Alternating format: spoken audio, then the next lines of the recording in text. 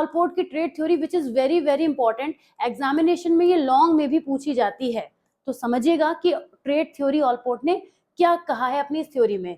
Gordon Allport इनका पूरा नाम था, ये ट्रेड अप्रोच के पायनियर कहे जाते हैं, इनको एक बहुत इंपॉर्टेंट पर्सन माना जाता है बिकॉज इन्होंने ही ट्रेड अप्रोच की बिगिनिंग की थी। उन्होंने ये भी कहा कि जो भी किसी भी पर्सन के अंदर डिफरेंट जो ट्रेड्स होते हैं वो बहुत ज्यादा डायनामिक होते हैं नेचर में, और इसके अलावा हर पर्सन के अंदर नंबर ऑफ ट्रेड्स होते हैं, हम ये नहीं कह सकते कि किसी पर्सन के अंदर फिक्स नंबर ऑफ ट्रेड्स होते हैं। Okay, he also argued that the word people use to describe themselves and other provide a basis for understanding human personality, यानी कि जितने भी हम इंग्लिश में एडजेक्टिव्स यूज करते हैं, मैं इंग्लिश में इसलिए कह रही हूँ, हिंदी में भी हम यूज करते हैं, ऐसा नहीं किसी को प्रेस करने के लिए हम हिंदी में वर्ड्स यूज नहीं करते, लेकिन जनरली जो भी एडजेक्टिव्स या विशेषण हम किसी पर्सन को डिस्क्राइब करने के लिए यूज करते हैं, उन सबको ऑलपोर्ट ने ट्रेड का नाम दिया, और उन्होंने इंग्लिश लैंग्वेज के बहुत सारे वर्ड्स को एनालाइज किया और उसी से ट्रेड्स निकाले जिसके थ्रू उन्होंने किसी भी पर्सन को डिस्क्राइब किया था easily. He organize traits into hierarchy of 3 levels, उन्होंने सेंट्रल, सेकेंडरी और कार्डिनल 3 तरह के ट्रेड्स में डिफरेंशिएट किया किसी भी पर्सन को, और कहा कि हर पर्सन के अंदर ये तीनों टाइप के ट्रेड्स होते हैं, लेकिन सभी का होना, प्रेजेंट होना जरूरी नहीं है। कार्डिनल वो ट्रेड्स होते हैं जो सबसे कम हमें देखने को मिलते हैं किसी भी पर्सन में, सेंट्रल मीडिएटर होते हैं, बीच के होते हैं, और सेकेंडरी जो होते हैं वो सबसे ज्यादा देखने को मिलते हैं, मतलब वो सबसे ज्यादा अमाउंट में नजर आते हैं किसी भी पर्सन के अंदर। कार्डिनल ट्रेड्स क्या होते हैं, सबसे पहले इनके टाइप समझ लेते हैं कि कार्डिनल ट्रेड्स होते क्या हैं। They are highly generalized disposition, they indicate the goal around which a person's entire life seems to revolve.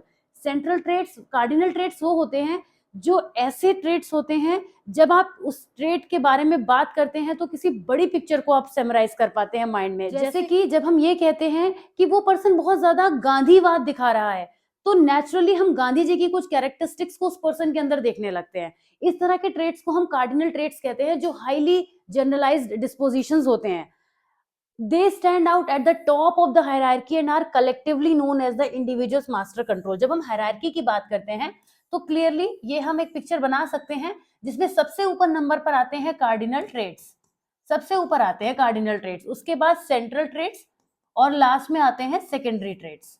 Okay, तो ये हायरार्की में सबसे ऊपर आते हैं secondary traits. Let me write first, hierarchy में सबसे ऊपर आते हैं कार्डिनल ट्रेड्स, और ये हर पर्सन में नहीं होते, लेकिन इसकी कुछ डिग्री किसी भी पर्सन में हो सकती है। They are considered to be an individual's ruling passion. Cardinal traits are powerful, but few people have personalities dominated by a single trait. Instead, our personalities are typically composed of multiple traits. हमारी जो personality होती है वो कई सारे trait से मिलकर बनी होती है, इसीलिए कई बार हम थोड़े थोड़े डोमिनेंस में किसी ट्रेट को, डिफरेंट ट्रेट्स का अगर कॉम्बिनेशन होते भी हैं तो वो कार्डिनल की फॉर्म में नजर नहीं आता, क्योंकि कार्डिनल होने का मतलब है उसका बहुत ज्यादा हमारे अंदर होना।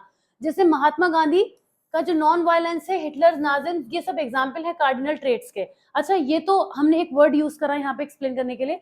हम कई बार बच्चों को, मैंने सुना है ऐसा कहते हुए किसी टीचर के लिए, जो टीचर बहुत ज्यादा स्ट्रिक्ट होते हैं तो बच्चे कहते हैं कि वो मैडम तो हिटलर हैं या वो सर तो हिटलर है।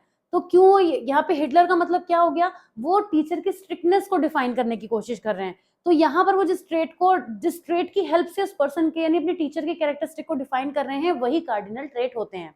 ओके, जैसे कोई कहता है कि अमिताभ बच्चन जितना लंबा है, यानी कि वो जो लंबाई है अमिताभ बच्चन की, वो एक कार्डिनल ट्रेट है जिसको हम यूज कर रहे हैं for other person. Alright, central trait पे आते हैं। सेंट्रल ट्रेट हायरार्की में नेक्स्ट आते हैं। ये वो जनरल कैरेक्टरिस्टिक्स होती हैं जो हर पर्सन में वेरिंग डिग्री में पाई जाती हैं, मतलब आपके अंदर जो भी कैरेक्टरिस्टिक्स होती हैं एडजेक्टिव्स की फॉर्म में अगर देखें, जैसे लॉयल्टी, काइंडनेस, अग्रीबलनेस, फ्रेंडलीनेस, स्नीकीनेस, वाइल्डनेस, ग्राउचीनेस, जो भी ये सब कैरेक्टरिस्टिक्स हैं या और भी ज्यादा, वो आपके अंदर भी होंगे, आपके फ्रेंड्स के अंदर भी होंगे, लेकिन सब में अलग अलग डिग्रीज में देखने को मिलती हैं। तो सेंट्रल ट्रेट्स लोगों में बहुत कॉमन होते हैं और ये बेसिक बिल्डिंग ब्लॉक्स कहलाते हैं। कई बार 1 मार्क में क्वेश्चन पूछा जाता है कि which type of traits given by Allport are known as building blocks of personality, so these are central traits. और यही हमारे बिहेवियर को शेप भी करते हैं, क्योंकि जैसा भी हम बिहेव करेंगे तो हमारे सेंट्रल ट्रेट से ही पता चलता है कि हम किस तरह के पर्सन है, तो हमारी पर्सनैलिटी को भी ये क्लियर करते हैं।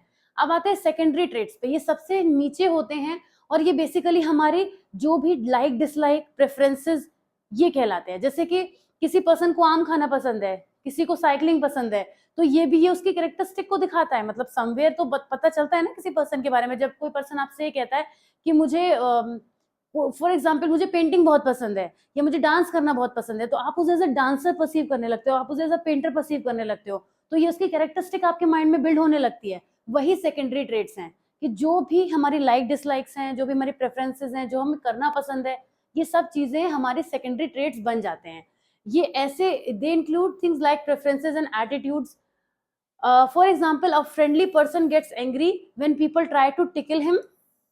Another is not an anxious person but always feels nervous speaking publicly.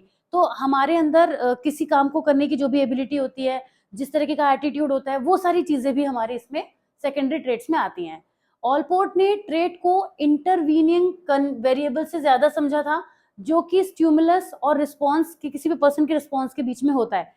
जब हम किसी भी सिचुएशन के बारे में अपना कोई ओपिनियन देते हैं, एटीट्यूड शो करते हैं, या फिर अपना बिलीफ दिखाते हैं, लाइक डिसलाइक रिप्रेजेंट करते हैं, तो जो भी हमारा स्टेटमेंट है, जो भी हमारा उस बारे में ओपिनियन है, वो एक ट्रेट बन जाता है हमारे लिए। तो उन्होंने इसको इंटरवीनिंग वेरिएबल भी माना, क्योंकि वो एक स्टिमुलस और हमारे बीच को कनेक्ट करने का काम कर रहा है, इंटरवीन करने का काम कर रहा है।